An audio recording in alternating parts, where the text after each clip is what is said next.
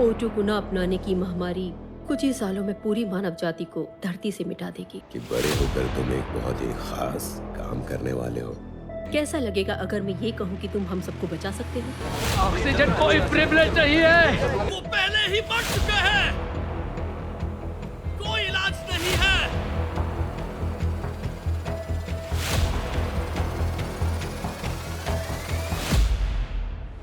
Welcome back दोस्तों। Nuclear war और climate change की वजह से पूरे अर्थ की ऑक्सीजन टॉक्सिक हो चुकी है। सिर्फ ऑस्ट्रेलिया के छोटे से शहर को छोड़कर इंसानियत का नामो निशान खत्म हो चुका है। यहाँ ऑस्ट्रेलिया में भी लोग एक सिंथेटिक ऑक्सीजन का इस्तेमाल कर रहे हैं, जिसकी वजह से वो कुछ देर तक तो जिंदा रह पा रहे हैं, लेकिन इस सिंथेटिक ऑक्सीजन की वजह से लोगों को ऐसी बीमारी होती जा रही है जिसका कोई इलाज नहीं है। यह है ईथन और उसका दोस्त जियूड, जो एक न्यूक्लियर रिएक्टर को रिस्टार्ट करते हैं, जिससे शहर के कई हिस्सों में बिजली आ जाती है। ये दोनों काम करके घर जा रहे होते हैं, तभी वो देखते हैं कि एक आदमी अपने आप को जला लेता है। ऐसा इसलिए दोस्तों, इस टाइम पर सिंथेटिक ऑक्सीजन लेना भी बहुत महंगा है, जिस कारण जो इसे नहीं ले पाता वो अपने आप को मार ही डालता है। यह है ज़ेंथे, ईथन की वाइफ। इसको भी सिंथेटिक ऑक्सीजन वाली बीमारी है, जिस कारण ज़ेंथे के पास भी गिनती के दिन बचे हैं। अगले दिन ईथन अपने दोस्त जियूड के साथ न्यूक्लियर रिएक्टर वाली टनल में काम कर रहा होता है। तभी एक आदमी उसे और जियूड को क्रोनिकॉर कंपनी में ले जाता है। दोस्तों, सिर्फ यही एक कंपनी बची है जो सिंथेटिक ऑक्सीजन बनाती है। वहाँ पर उनकी मुलाकात कंपनी की CTO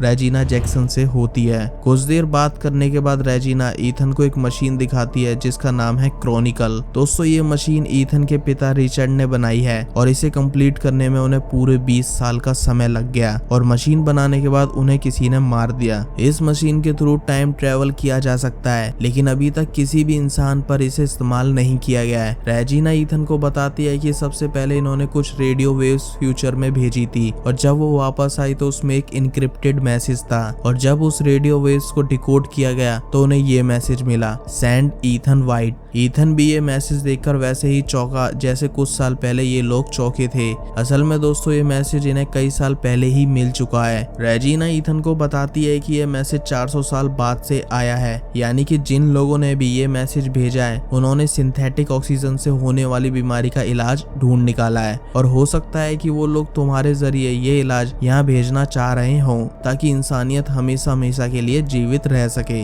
इसके अलावा साइंटिस्ट से रेजिना को पता चलता है कि वो लोग इस मशीन को बस कुछ सेकंड के लिए ही चला सकते हैं, क्योंकि इस मशीन को चलाने के लिए काफी इलेक्ट्रिसिटी चाहिए होती है और अगर इन्होंने ज्यादा देर तक इसे चलाने की कोशिश करी तो पूरे शहर की लाइट चली जाएगी, जिससे कई लोगों की जान खतरे में आ सकती है, क्योंकि सिंथेटिक ऑक्सीजन इलेक्ट्रिसिटी के थ्रू ही लोगों को मिलता है। सो दोस्तों, अब ईथन को आगे का रास्ता चुनना है कि वो यहाँ रहकर पूरी इंसानियत को खत्म होते हुए देखे या फ्यूचर की दुनिया में जाकर ये पता करे कि आखिर इंसान आने वाले 400 सालों में कैसे जिंदा बचे रहे। फिलहाल तो ईथन अपनी वाइफ ज़ेंथे को छोड़कर कहीं नहीं जाना चाहता। दोस्तों, ईथन अपने डैड रिचर्ड से नफरत करता है क्योंकि उसके डैड ने अपनी फैमिली की जगह अपने काम को चुना और मारे गए। दोस्तों, कुछ साल पहले चलें जब ईथन 8 साल का रहा होगा। उसके बर्थडे वाले दिन रिचर्ड उसे एक गिफ्ट देता है जो कि एक मेटेलिक बॉक्स है। अपने डैड के कहने पर ईथन उस बॉक्स के अंदर हाथ डालता है, तभी उसे काफी तेज से दर्द होता है। उसके हाथ में एक बैंड टाइप का डिवाइस आ चुका है जिस पर रेड लाइट शो हो रही है। रिचर्ड अपने बेटे ईथन को कहता है कि एक दिन तुम इस बैंड के जरिए ही पूरी दुनिया को बचाओगे। इसके बाद रिचर्ड आखिरी गुड बाय कर वहाँ से चला जाता है। दोस्तों, अब प्रेजेंट टाइम में आए तो ईथन की वाइफ ज़ेंथे उसे समझाती है कि सिर्फ मेरे लिए तुम पूरी इंसानियत को खतरे में नहीं डाल सकते, तुम्हें जाना होगा। अगर वहाँ जाने से इंसानियत को बचाया जा सकता है तो।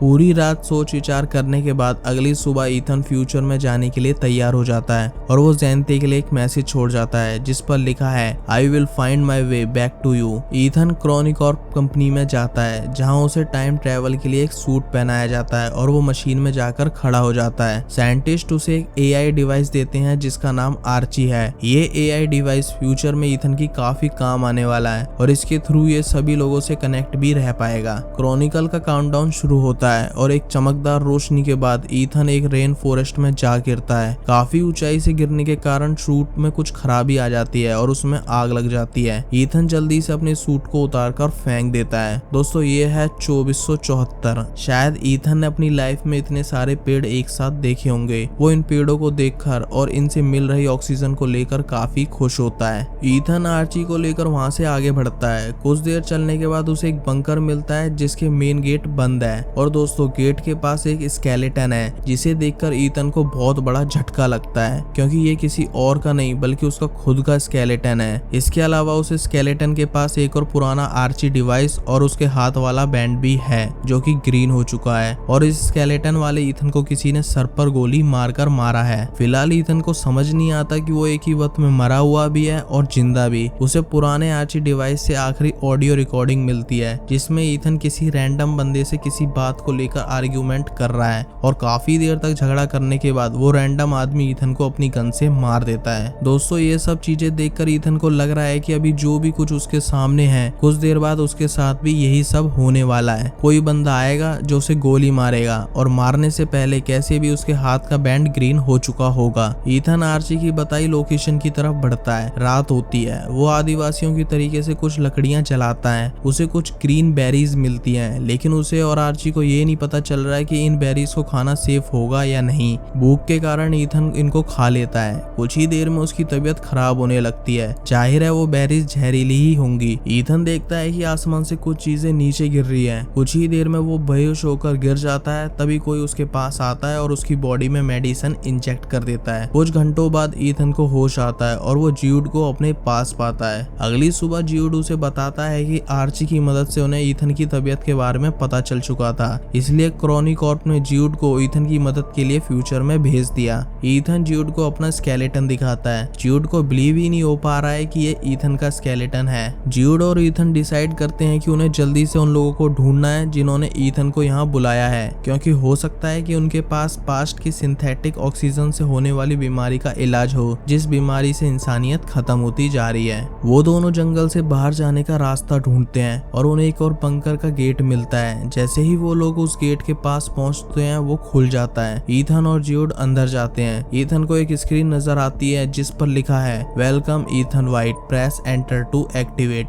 ईथन जैसे ही एंटर प्रेस करता है उसके हाथ में काफी तेज दर्द होता है जिस हाथ में बैंड लगा हुआ है और बैंड की रेड लाइट ग्रीन हो जाती है। तभी वहाँ की सारी लाइट्स ऑन होती है और उन दोनों को पता चलता है कि वो किसी बंकर में नहीं बल्कि उस लैब में आ चुके हैं जहाँ पर क्रॉनिकल मशीन रखी हुई है। मतलब कि दोस्तों 400 साल बाद ये क्रॉनी कॉर्प कंपनी एक माउंटेन के अंदर समा चुकी है। क्रॉनिकल मशीन का टाइम पोर्टल खुलने का काउंटडाउन स्टार्ट होता है। 4 घंटे में ये मशीन रिस्टार्ट होगी और इनको पाथ से कनेक्ट कर देगी जहाँ से ये दोनों आए हैं। तभी दोस्तों अचानक वहाँ की लाइट चली जाती है। इन दोनों को क्रॉनिकल के सिस्टम से पता चलता है कि न्यूक्लियर रिएक्टर में कुछ प्रॉब्लम है और अगर इन 4 घंटों में मशीन को सफिशिएंट इलेक्ट्रिसिटी नहीं मिली तो क्रॉनिकल मशीन के चार्जिंग पार्टिकल्स में इम्पैक्ट होगा जिससे ये मशीन एक न्यूक्लियर बॉम्ब की तरह ब्लास्ट हो जाएगी। मतलब कि सीधी बात में कहूँ तो इन दोनों ने न्यूक्लियर रिएक्टर को ठीक नहीं करा तो ये मशीन एक न्यूक्लियर बॉम्ब की तरह रिएक्ट करेगी जिससे ये दोनों तो मरेंगे ही और पास्ट से फ्यूचर में आने का इकलौता रास्ता भी हमेशा हमेशा के लिए बंद हो जाएगा। ईथन और ज्यूड को आर्ची की मदद से न्यूक्लियर रिएक्टर की लोकेशन का पता चलता है। लकीली इन दोनों को न्यूक्लियर रिएक्टर के सारे तामझाम के बारे में पता है क्योंकि पास्ट में ये दोनों रिएक्टर को ही रिस्टार्ट करने का काम करते थे। वो दोनों निकल पड़ते हैं न्यूक्लियर रिएक्टर की तरफ। रास्ते में दोस्तों उन्हें ऐसा नजारा देखने को मिलता है जिसे देखकर इन दोनों के होश उड़ जाते हैं। पूरा का पूरा शहर अबेंडन हो चुका है। बिल्डिंग पर पेड़ पौधे उग चुके हैं। ऐसा लग रहा है पिछले 400 सालों से यहाँ कोई इंसान नहीं आया है। दोस्तों इसे देखकर इन दोनों को एक बात कंफर्म हो जाती है कि इस टाइम तक इंसानियत खत्म हो चुकी है, यानी कि इंसान सिंथेटिक ऑक्सीजन से होने वाली बीमारी का कोई इलाज ढूंढ ही नहीं पाए और जब इंसान खत्म हो गए तो प्रकृति ने अपनी जगह धीरे धीरे बनानी शुरू कर दी और इस पूरे प्रोसेस से ऐसी दुनिया बन गई जिसे ईथन और ज्यूड अब देख रहे हैं। उन दोनों को कई लोगों के स्केलेटन मिलते हैं जो ऑक्सीजन ना मिलने के कारण मर चुके थे।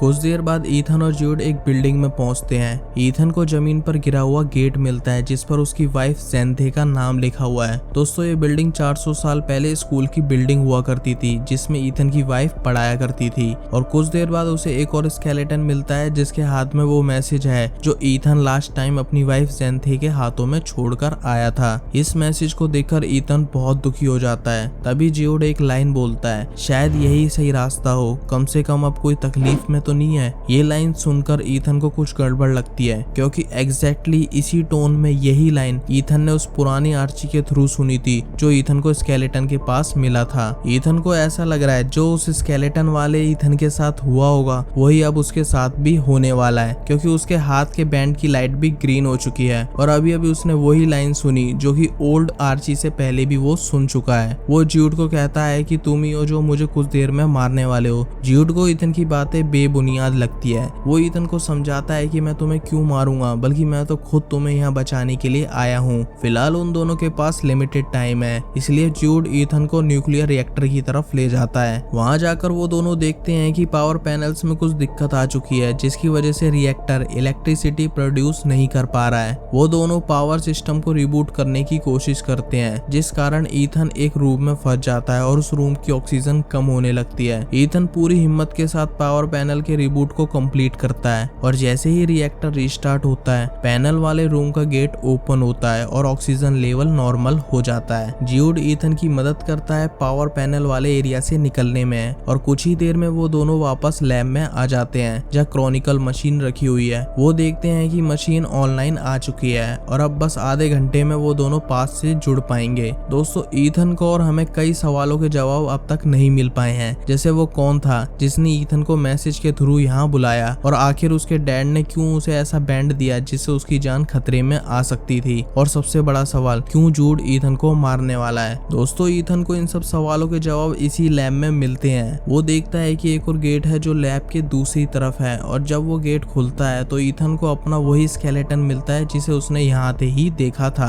अब तो दोस्तों ईथन को भरोसा हो चुका है कि ज्यूड उसे अभी मारने वाला है, लेकिन क्यों ये उसे पता चलता है तब जब वो लैब की पुरानी रिकॉर्डिंग देखता है जो उस टाइम की थी जब उसके डैड रिचर्ड ने क्रॉनिकल मशीन को कंप्लीट कर दिया था। असल में दोस्तों रिचर्ड ने ये मशीन फ्यूचर में ट्रेवल करने के लिए नहीं बल्कि फ्यूचर से सोर्सेस और नॉलेज लेने के लिए बनाई थी, ताकि वो फ्यूचर के लोगों से ये पता लगा सके कि आखिरकार इंसानियत को कैसे जीवित रखा जा सकता है। लेकिन कंपनी की सीटीओ रेजिना के दिमाग में कुछ और ही चल रहा था। उसका मानना ये था कि सभी लोगों को बचाने के चक्कर में हम इंसानियत को खो देंगे, इसलिए रेजिना कुछ लोगों के साथ ही फ्यूचर में जाना चाहती थी। दोस्तों रिचर्ड को रेजिना पर पहले से ही शक था कि वो उसकी टाइम मशीन क्रॉनिकल का इस्तेमाल अपने लिए करेगी, इसलिए उसने एक दिन पहले ही अपने बेटे को एक ऐसा बैंड पहना दिया था जो क्रॉनिकल से कनेक्ट है, जिस कारण सिर्फ ईथन के डीएनए से ही ये मशीन स्टार्ट हो सकती है। रिचर्ड उसे मना करता है कि वो ऐसा ना करे, उसे सभी इंसानों के बारे में सोचना चाहिए। रेजिना को रिचर्ड अपने लिए खतरा लगने लगता है, इसलिए वो उसे गोली मार देती है। इसके बाद रेजिना को रिचर्ड के असिस्टेंट साइंटिस्ट से पता चलता है कि किसी को फ्यूचर में जाकर क्रॉनिकल मशीन के पोर्टल को खोलना होगा, जिससे पास्ट और फ्यूचर के बीच एक और सेफ और रिस्क फ्री रास्ता बन जाएगा, जिसकी मदद से रेजिना अपने कुछ लोगों के साथ इजीली बिना किसी सूट के फ्यूचर में जा सकेगी। इसके लिए रेजिना को ईथन की जरूरत थी, क्योंकि उसके डीएनए के बिना क्रॉनिकल मशीन को स्टार्ट नहीं किया जा सकता। इसलिए रेजिना ने अपने एक बंदे को रिचर्ड की फैमिली के पास भेजा, जिसने ईथन की मॉम को मार दिया और थोड़ी देर बाद अपने हेलमेट और सूट को उतारकर ईथन को वहां से बचा ले गया। दोस्तों ये बंदा कोई और नहीं बल्कि ज्यूड ही है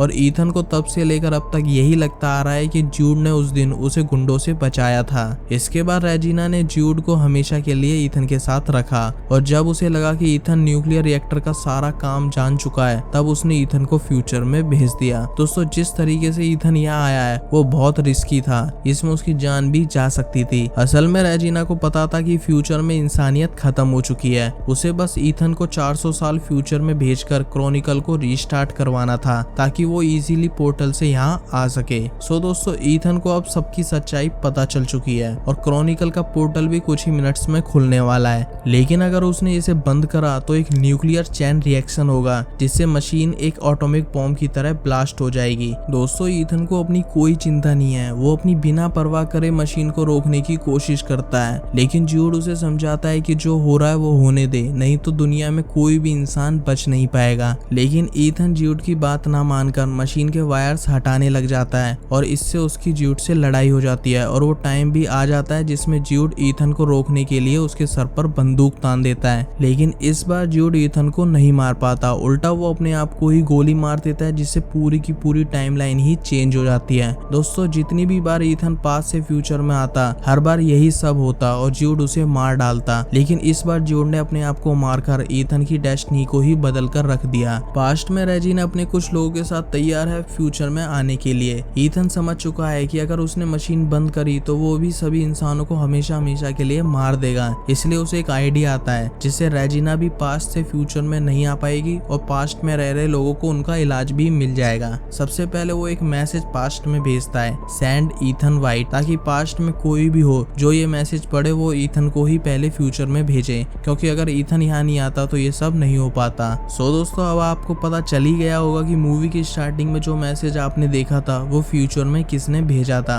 पास्ट में क्रॉनिकल का पोर्टल खुलता है। इससे पहले रेजिना उसके थ्रू फ्यूचर में जाए, साइंटिस्ट को पता चलता है कि फ्यूचर से कुछ चीजें पास्ट में आ रही हैं। तभी रेजिना को अपने सामने बहुत सारे पेड़ पौधे और आर्ची डिवाइस नजर आता है जो पोर्टल से पास्ट की तरफ आ चुके हैं, जिससे पूरा पोर्टल ब्लॉक हो चुका है। दोस्तों, पास्ट में आते ही आर्ची रिचर्ड से रिलेटेड सारी रिकॉर्डिंग पब्लिक सर्वर पर डाल देती है, जिससे दुनिया को पता चल जाता है कि रिचर्ड को रेजिना ने ही मारा था, जिससे क्रॉनिक और कंपनी बंद हो जाती है। और दोस्तों, फॉर्चुनेटली जो पेड़ पौधे ईथन ने पास्ट में भेजे थे उसके जरिए इंसानियत बच जाती है। ईथन जब लैब से बाहर जाता है जहां उसका स्केलेटन रखा हुआ था, वो देखता है कि अब स्केलेटन गायब हो चुका है। इसके साथ वो उस अबेंडन सिटी की तरफ जाता है जो उसने पहले देखी थी। सो दोस्तों, अब वो अबेंडन सिटी एक फ्यूचरिस्टिक सिटी में बदल चुकी है जो कि बहुत खूबसूरत है, जिसे देखकर ईथन बहुत खुश होता है। सो दोस्तों, इस तरह इंसानियत को बचाने का एक और कहानी खत्म होती है। सच कहूँ तो दोस्तों, मुझे ये मूवी बहुत अच्छी लगी और शायद आपको ये अजीब लगे सुनकर कि इस मूवी की IMDb रेटिंग सिर्फ 4.9 है। खैर, उम्मीद करता हूँ आपको ये वीडियो अच्छी लगी हो। मैं मिलूंगा एक और नई कहानी के साथ, वो भी ग्रीनलैंड में। जब तक के लिए बाय बाय।